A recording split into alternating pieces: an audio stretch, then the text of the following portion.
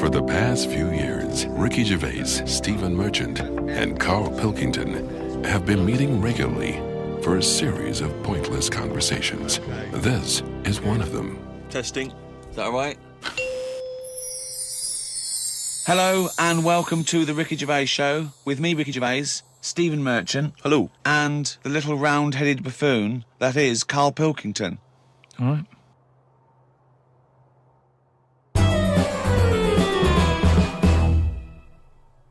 Rick, you'll be pleased to know we've already had some responses, and Simon and Mark have already emailed us in this link to something that was on the BBC News website. I don't know if you're familiar with this, but it's a remarkable story. Lion mutilates 42 midgets in Cambodian ring fight. That's just a headline. That's a hell of a headline. That makes me want to know more about the story. Well, that's what a headline... That's what a headline should do. Spectators cheered as entire Cambodian midget fighting league squared off against African lion.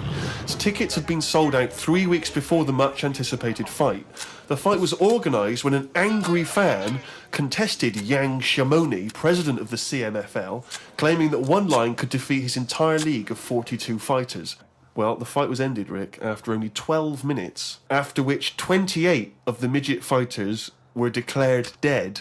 Right. While the other 14 suffered severe injuries, including broken bones, lost limbs, and they were basically unable to fight But the anymore. lion wasn't hurt?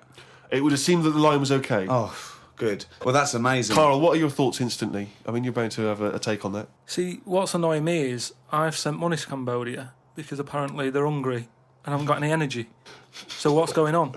Well, it's much easier to fill up a midget than it is a regular Cambodian. You know, they're I just happy feel on like a Mars bar. I'm being cheated a bit. You were conned before with a charity, weren't you? Well, a few times, yeah. What about the old lady? What was that? I got stopped, and it's like they sort of drag you in by saying, "Have you got a gran?" And I said, "No, they died," and that. It's like, "Oh, did they die of the cold?" No, she's, ill, what have you, just old age. He said, "Well, what happens with a lot of people's grans is they die in the cold, right?"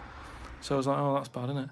Anyway, so she's chatting, and she's showing me pictures of these old women who look cold, right? Saying, "Look at her, that's Edna. She's got no family, she can't pay the bills and all that." Yeah. So I'm like, "Oh, yeah." Anyway, it goes on for about 15 minutes, and you feel bad. You give them your bank details, right? And what happens is, every couple of months, you get a letter from Edna. Well, it's not from her, it's typed up and what have you. But there's a picture of Edna, right? And it's saying, "Oh, this December, Edna's going to be extra cold. It's cold outside, she can't afford to pay the heat and what have you." Yeah. Keep going, right? So you keep paying every month like £5, whatever. Get another letter a few months later, right? Edna's sat there. She's got a tan. What do you mean she's got a tan? Well, when they said, she's cold, I thought they meant for the heating, not to send her on holiday for a month. She sat there with a tan. I'm not joking. Are you sure it wasn't just a slight problem in the printing? No, definitely. Sure, it wasn't looked well happy. Sure, it wasn't liver failure. You see, when does it become bad to avoid people like that? Do you know what I mean? Because some people say you shouldn't. They're people like us who've just had a bit of bad luck. Well, of course they are. Yeah, I know, but I remember one on our estate, right? And she was a bit. What's the word that you can use? Because I don't want to offend anyone. But I'd say but sort of mental homeless. Is that a term? That's the official term. I think that is the new official term. It's mental homeless-itis. Right. So she lived on the estate and what have you, and she aged. How was she homeless if she lived on the estate? Well, she sort of decided to stay around there because I think people on the estate spoke to her more than people who had money. So this mental homeless woman on the estate, and what she used to do, right? She acted quite normal, and she used to always push like a pram around with her, right? Everyone was like, "She can't have a kid, can she?" Right? And she was dead happy every day. She was up and down, walking up and down the road. Anyway, one day she sort of walked past, right? Turned round and looked in the pram. There's a bucket with a face on it.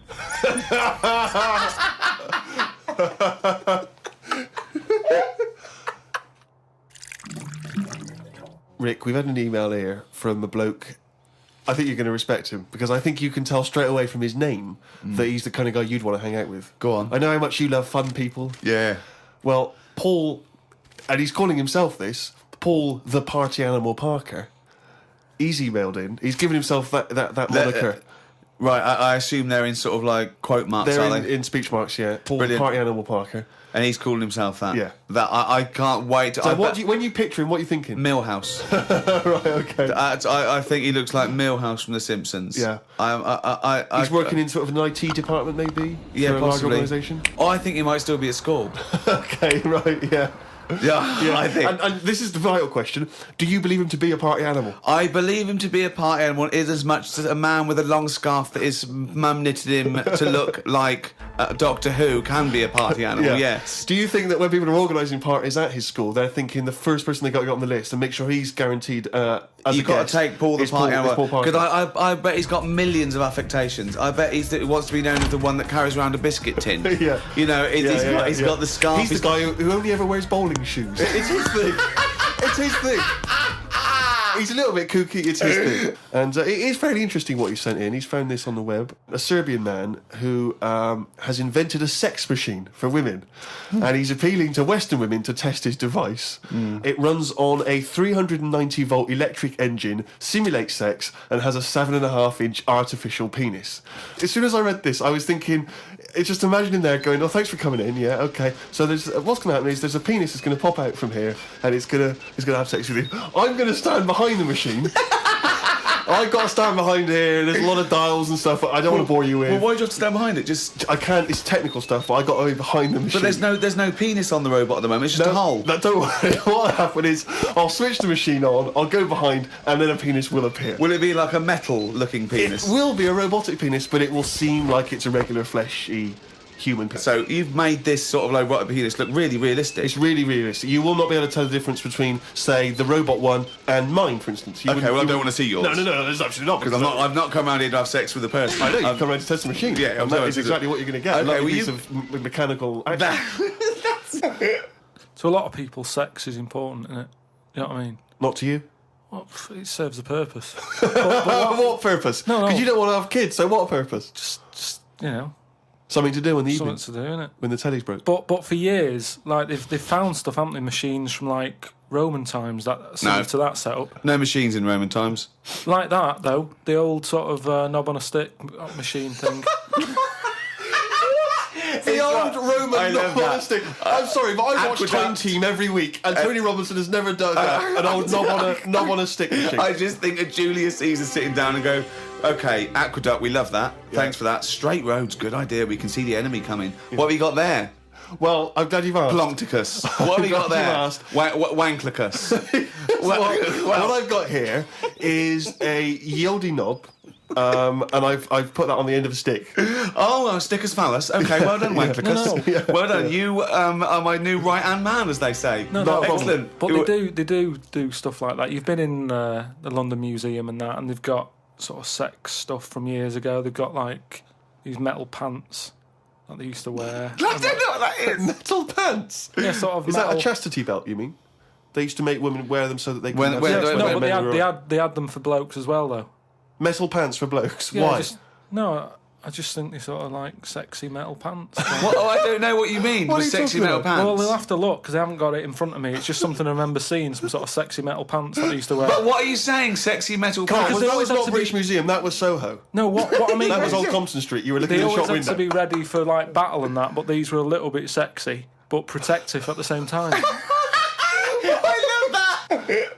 So, Lancelot, are you ready to face the Black Knight? Yeah, what do you think of these? Huh? I just want to look good on the battlefield. Will there be women watching, cheering us on? Well, you're not going to fight like that, are you? What about your chest? I'm going to wear nothing except these sexy metal pants. But what about your chest is exposed? No, it's a good chest. I've been working out. Yeah, I know. But what I mean is, you want metal. I've actually been lifting up the round table every week. I just work out, do that about 4 times a day. But that machine, right?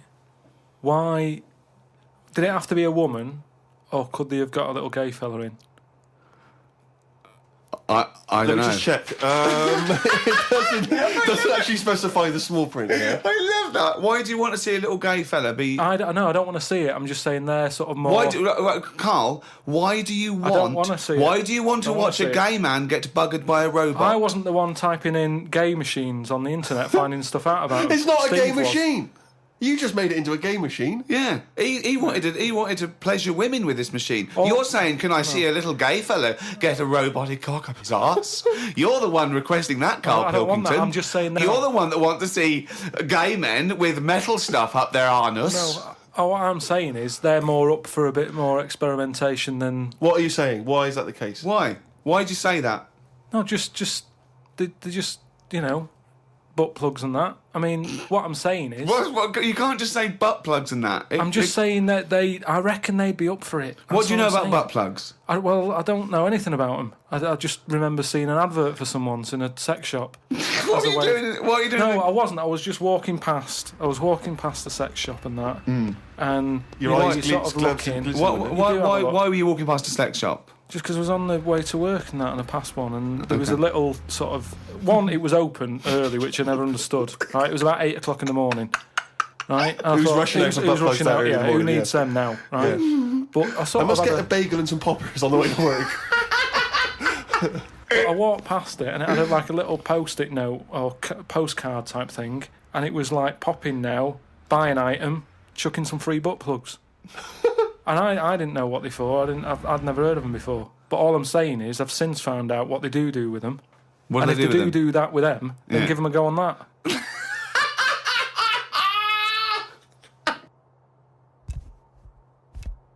I had another email here. It's an interesting fact. I'm hoping it's true. America's first nudist organisation apparently was founded in 1929 by 3 men. Now, what intrigued me when I read that is the fact that it's clearly 3 blokes just trying to meet some nude women. They're all 52 balding. Exactly. With little, sort of those gold-rimmed glasses. Yeah. Yeah. And they're just wandering around, and it's all quite saggy down there, and they're just knocking on doors saying, we've just set up an organisation. It's perfectly above board, completely legitimate. It's a nudist organisation. You got any women in there that want to come and join us? Because we haven't got any female members at the moment. Got any women in there interested in, volleyball or trampoline? I can't be doing with it, me. You hate nudists, don't you? Nudists. I don't understand what it's all about at the end of the day. And here's something, right? Do you know, like, when you're a bloke nudist, right? Do you ever get any who just have, like, a small knob? I don't know. I don't understand the question. What's that? What's your point? Well, are there any blokes who are knocking about who just have a normal-sized knob, or maybe a bit smaller than normal, who are happy wandering about showing off what they haven't got, if you know what I mean? I don't think nudists are just doing it because they're so proud of their knob. No, but there's got to be a little bit of that in it, isn't there? Just saying, most blokes who, nudists, they must be pretty confident in themselves to, I looked once. What? Where are you going? What is this? It's natural, that's what I'm saying. What do you mean? This is Karl takes a sneaky look at menscocks.com. No, what I'm saying is, it's natural. Where was this happening? You were in a gym? No. A lot of guys are getting changed, and you were just checking out their you're at your bedroom window with a pair of binoculars, and there was a little fella across the road getting changed. I was at some night out once. Go on. So you were at heaven, and you were in the toilet. It was some night out, and some people come running on the stage, right? Some music started coming on, and these 4 people ran out. It was 2 women. So you were at a gay strip club? It wasn't gay in that. It was just a normal night out. Well, some sort of party night out. Right. These people come running on, right? You got 2 women, you got 2 blokes. Right. They whip their knickers off, the fellas whip their undies off. At the same time? Yeah, all at the same time. Was it like a choreographed thing? So that happened, and all I'm saying is, right, before I had a look at the woman's bits, right, I just had a little cheeky glance at the fellas. Why? Just checking it out, just seeing is everything normal down there. Why weren't your eyes drawn instantly to the ladies' bits? No, don't believe me, I had a look at that. All I'm saying. But you went to the guys first. I didn't know how long pants were going to be left off for. So you didn't want to miss your opportunity, is what you're saying? You saw a window of opportunity to see some men's bits, and you thought, I better take it. No, because this may never happen again. No. So what happened? So there's 2 women, 2 men, right? I don't know what sort of event this is where you're looking at anyone get their knickers and pants off. I don't know why you're looking at all. So you go right. There's knickers and pants off. Right. Let's check out the knob and testicles first. You're telling me you've never, like, when you've been in a gym or anything, you've not just sort of turned your head, had a look, and gone, all right, yeah, that's all right. Yeah. So let's just get this question right. Have we ever been in a gym and just taken a sneaky glance at a man's genitals? Is that your question to us? Right. For me, it's the same as when you see someone who's a bit odd 2 heads or whatever. Well, I'll be honest. If I was in a gym and a bloke came in with 2 heads, I'd look. I'd get a sneaky glance in the mirror. I'd go... Sorry, but you'd look at his genitals or his 2 heads? His 2 heads! Or would you sneakily look at the heads and then think, I wonder if he's got 2 cocks? And just... I'd have to have a look there. If I'll tell you what, and now I admit it, if I'm ever in a gym and a naked man with 2 heads walks in, I probably will check out the genitals as well, just to make sure that he's got 2 of everything. Can I tell you the thing that always freaks me out? I do sometimes go to the gym, and I live in North London, and the thing that always freaks me out is if there's an elderly man, often quite short. I'm always freaked out because there's at least 2 I'm aware of who've got very, very large penises. And I always find that really disturbing because sometimes you can't help but notice because it's like Godzilla coming through the change room. Do you know what I mean? So that I do admit that's the only instance where my eye has been naturally drawn to it. Do you know what annoys me in gyms? Where people walk round happily naked all the time whistling. They get weighed naked, pop a towel on and take off 3 ounces. How exact have those measurements got to be? Yeah. Do you know what I mean? Pop a towel on. I mean, unless you're going on the space shuttle, I reckon you could give or take a couple of stone. Yeah, exactly. Yeah. Absolutely right. Well, we've put that to bed. Karl, can I ask you a question? Go on. I know this is what a lot of the fans are already wondering. Is there going to be some monkey news today? There's got to be. Of course there is. Yeah? Yeah. All right. Question. Well, I'm worried because maybe this will steal your thunder. But Sarah has emailed this in, a chimp mauling under investigation. I know you're concerned, because this actually fuses 2 of our greatest features, Monkey News and Knob News, into one seamless whole. Oh. Investigators said they are trying to figure out how 2 chimpanzees that viciously attacked a visitor at an animal sanctuary escaped from their cage. This is the grim bit. The chimps chewed off a man's nose and severely mauled his genitals and limbs. Why did they go for his genitals? Both of them did as well. Eh? Both of them. Did you say 2 chimps? No, you're right. Yeah, it was chimpanzees too. Yeah, I don't know if both of them went. They just saw that they're dangling away, and they you just go for the nose. Yeah. I go for his bollocks. And then what accent have they got there? I don't chimps? know. Were they kind of New York gangster chimps? They're like soprano chimps. What happened to them anyway? Well, unfortunately, they were shot dead by the authorities. You see, that annoys me a bit. I know, but again... What are you talking about? They're attacking people's gonads. I know, but they were happy in an African jungle a couple of years ago. That's what they do, isn't it? That is what they do. But why aren't they just sort of tranquilised? Where was this? Why Was have I this been in a zoo? accused like it was my fault? Just because I happen to be reading... Sarah, who emailed it in, the one who should be getting a bollocking. It just annoys me how one way it's kind of like, we're trying to save the pandas, and then the next day someone's shooting them or whatever. I've talked about this before, about St. George killed the last dragon, right? No, it didn't exist. It's the same thing, though. No, there's never been any dragons. No. It's a mythical creature. Well, you don't By know mythical, that. it means we made this up, like the unicorn. I don't even... What was your point about the dragon? What's that got to do with because this? I'm saying out, like, why is it all right to be going around, going mental with a gun, shooting all the monkeys and killing them? Because one day we're going to run out. This was an animal sanctuary, though. So presumably they had quite a cushy time there, because most of the ones I've visited, they've always got it easy. They're hanging around on tyres, they got comfy chairs, they're wanking. They're going berserk, they're loving it. But hang on a minute, you've just answered your own question there. You said they're in a sanctuary, so they haven't had a good upbringing. So they're going to be a bit more, like, madder than other monkeys, aren't they? Because that's where the ill ones go, isn't it? Sorry, what do you understand by sanctuary? Well, I've been to one for seals. It's not like a borstal. Yeah, exactly. He thinks it's a borstal. It's like scum. Like they did some bad stuff in the jungle, and they had a little monkey court, and they went, send him to borstal. Well, what is it then? No, it's a monkey sanctuary where it like a haven. Well, it's not a haven, is it? They've got a bullet in the head.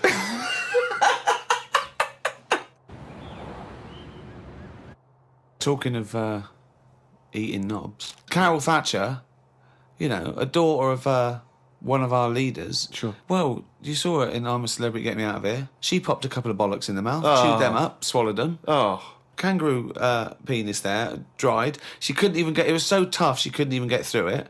And then she... eventually she eats it. What was it, like a pepperoni? Yeah. And she took... What do you think of that, Karl? What, eating that sort of stuff? Yeah. I watch it. I like those little trial bits, right? Yeah. But what I don't think people realise is, right, it is hard eating a little kangaroo knob. Right? Really? How'd you know? No, it's just, you think about it and you go, oh, couldn't do that, right? But what they never mention on the TV programme, which I think takes it to the next level, right? They're eating that at 7:30 in the morning. Sure. Right. Which is worse, innit? Yeah. Do you know what I mean? If I was there and Ant and Dec said, right, Karl, eat the knob, I'd go, hang on a minute, give us a few hours, let me get some rice and that on my belly and just sort of fill me up a little bit more. I'll pop back at about 6:30 this evening, Right. have it ready. And I'd be happier then. It's just that thing of, you don't want to eat animal genitals on an empty stomach. So what are you saying? You could I'm saying I could eat a knob at night, but just cut that there. We'll loop that. If any DJs are listening, just take that quote. I could eat a knob at night by Karl Pilkington. Maybe do a dance remix. Yeah, I think maybe you're sort of a house producer, and you could maybe get some kind of high energy beat going, and then we could send that out to some of the gay clubs. I'm sure it'd be really popular. Please, anyone send us, that looped with a nice little, funky house beat. Karl Pilkington saying, "I could eat a knob at night." Rick, it's that time again. It's what everyone's waiting for. Can you do the jingle for us? Oh, chimpanzee, that monkey news. Right, this week the monkey news is about, we all know, there's monkeys knocking about that aren't happy in this country. Sure. It is a big problem, it's an epidemic. So they've set up this place. Okay. Where they all go. The ones that aren't happy in a zoo and what have you, it's getting them down. They can phone a number and they'll come and pick them up. Pop them in this house place, right? And basically, they can run riot in there. Yeah. They get freedom to sort of cheer themselves up. There's 3 people running this place, right? So these monkeys, big house and that. PlayStation, anything they want. Gym, all that lot. Swimming. Gym. One of them wanted to mess about with the woman's breasts. Right? Which woman's breasts? The woman who works there. Right. Right?